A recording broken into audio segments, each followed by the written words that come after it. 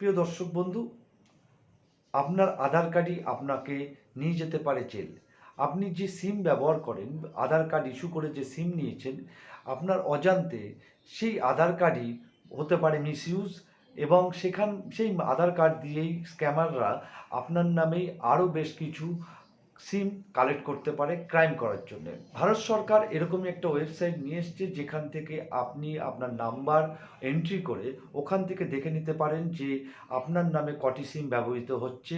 যদি ওখানে আপনার অজানা কোনো নাম্বার দেখে থাকেন, পেয়ে থাকেন, তাহলে আপনি ওখানেই রিপোর্ট করে সঙ্গে সঙ্গে ওখান থেকে অজানা নাম্বারগুলোকে ব্লক করতে পারেন এবং চিরকালের মতন নাম্বারগুলোকে বন্ধ করে দিতে পারেন। এরকম একটি ওয়েবসাইট আজকে আপনার সাথে আমি শেয়ার করব। আসুন দেখে নিই কীভাবে ব্যবহার করতে হয়। সার্চ বারে গিয়ে আমরা সার্চ করব ট্যাপকপ, TAFCOP, ট্যাপকপ। এই যে প্রথমেই যেটা চলেছে tapcop.digitalcom.gov.in, এটিকে আমরা সিলেক্ট করে নেব। এরপরে আমরা ট্যাপকপের প্রথম যে লিঙ্কটি, এই লিঙ্কটিতে আমরা ক্লিক করব। লিঙ্ক করার পরে টোটালটাই আমাদের সেন্ট্রাল গভর্নমেন্টেরই একটি ওয়েবসাইট। এখান থেকে আমরা একটু নিচে স্ক্রল করলে দেখুন এখানে সব রকম সার্ভিস দেওয়া আছে। এখানে আমরা 10 ডিজিট মোবাইল নাম্বারটা আমরা দিয়ে দেবো। দেওয়ার পরে এখানে আমাদের একটি ক্যাপচার দেওয়া বলেছে, সেটাকে আমরা ফিল আপ করে দেবো। আর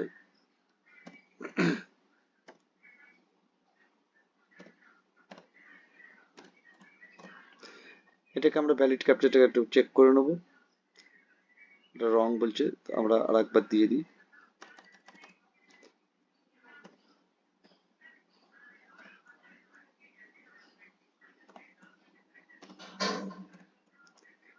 এবার এটাকে চেক করে নিই, সাকসেস। এবার এটি আমাদের মোবাইলে একটি ওটিপি পাঠাবে, সেই ওটিপিটা আমরা এখানে দিয়ে দেবো।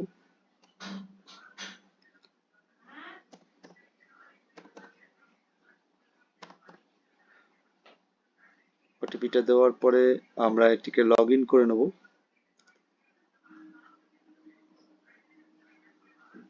দেখুন লগ ইন করার পরে আমি আমার আধার কার্ডের মোবাইল রেজিস্টার্ড যে কটি নাম্বার ছিল, এখানে দেখুন লেখা আছে mobile number registered in your name 3, তিনটি নাম্বার আমার রেজিস্টার করা ছিল।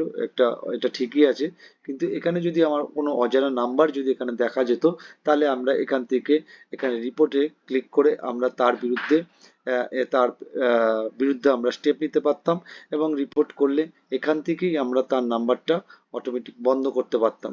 তো বন্ধুরা, যদি এই ভিডিওটি ভালো লেগে থাকে অবশ্যই আমাদের চ্যানেলটিকে সাবস্ক্রাইব করবেন এবং আমাদের পেজটিকেও ফলো দিয়ে রাখবেন।